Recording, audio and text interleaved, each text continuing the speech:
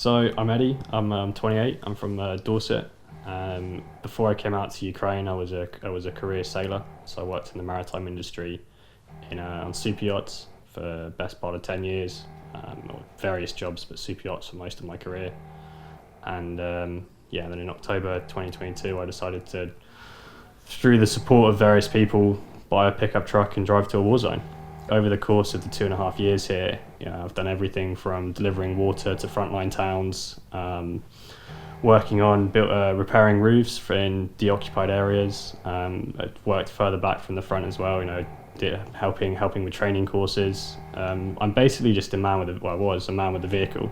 Anything that I could do to help out, I would do it, and as the best I could. Our job that day was primary job was to fill up so there are these generators in town which power mobile networks, which then the locals can use to organise evacuations or to contact loved ones. So we drove in. On the way in, we stopped at a bus stop where there were a load of civilians and started handing out evacuation flyers. And we met 3 people and a dog. So we told them we're gonna go and fill the generator, come pick you guys up, and then we'll go. So we went, filled the generator. We met a second couple while we were doing that, and we spoke to them, and they said, we want to evacuate. So how long do you need? Hour and a half. Perfect. We'll take the first lot out. We'll come back for you. We crossed a set of train tracks. We saw 2 people on bikes.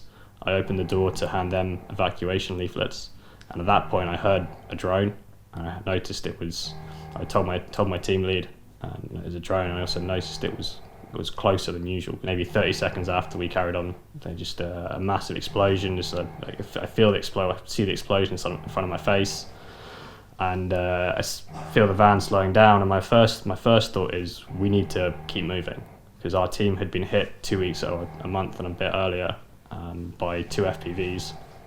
So my first thought was, we need to keep moving.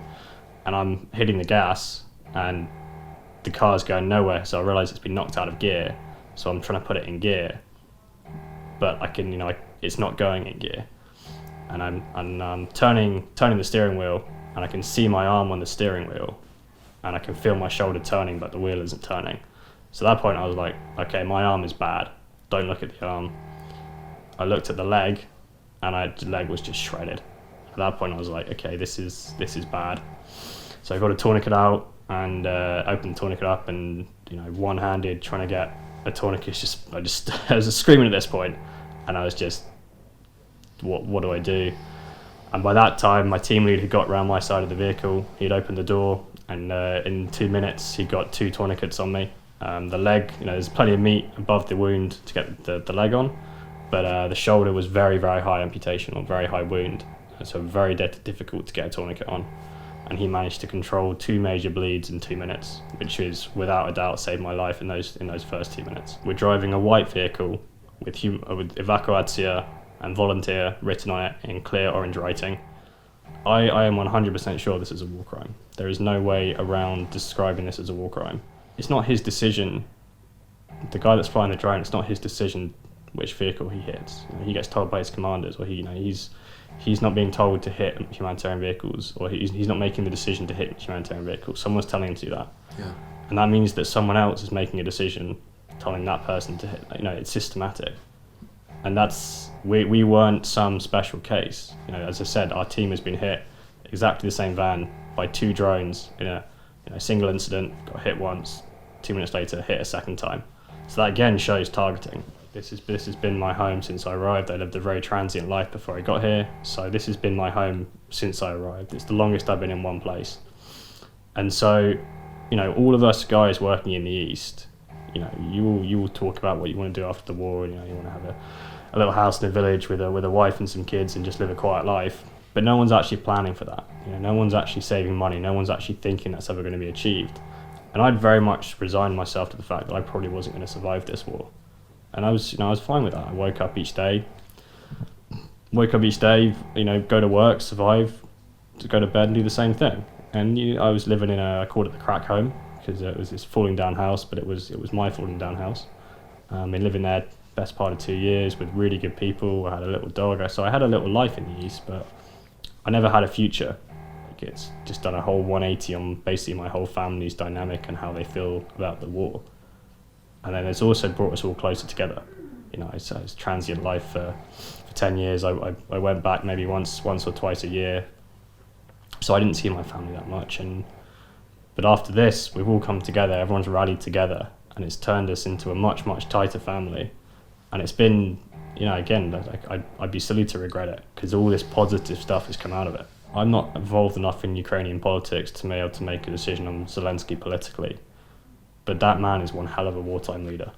Straight from the start, you know, I don't need to ride any weapons. And if he can keep up that momentum, if he can go into these negotiations, and you know, I messaged my friend about this whole thing, and he says, you know, he's going to bite the hand that feeds him, but I hope he rips his fingers off. You know, he's going to be put in a position. I don't think Zelensky's going to sell out the country. I think he's got too much integrity. He's done too much for this country. He knows how much the country is riding on him.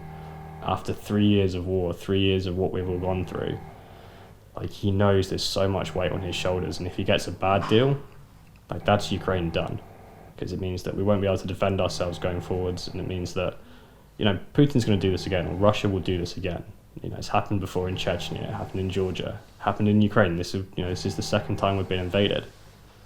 Why does anyone think that Russia will keep any kind of peace deal? But Europe needs to step up. Europe needs to wake up and realise that this war, it's not on the front door right now, but it's very close to being on the front door. And so that's, you know, as I said, Trump, you're not going to change Trump's mind. I've been living in hope for, you know, the 3 years of this war so far. I'm not going to give up hope now. So I woke up however many hours after getting blown up in a hospital bed in Dnipro, and my friend was there, my best mate, and he said, right, this is what's happened to you. My first comment was, you know, I've lost my left arm, left leg. My first comment was, I guess I'm all right then. But he said, you know, there's a flight waiting for you, you know, take you to the UK. So I'm staying in Ukraine. Like, I'm doing everything, and as long as I'm not taking a bed up from a Ukrainian, I'm staying in Ukraine. And this is the best place. You know, we have the most amputees in the world. Ukraine's incredibly progressive in terms of technology sector, in terms of, you know, medical rehabilitation. So this is the best place for me. I've got the rehabilitation journey. I've got a set of prosthetics offered to me, and so I've got all this stuff offered, and I've got a very, very positive, like, journey to go to get to a position where I'm as normal as I can be. And I just view this as a journey that I'm looking forward to taking.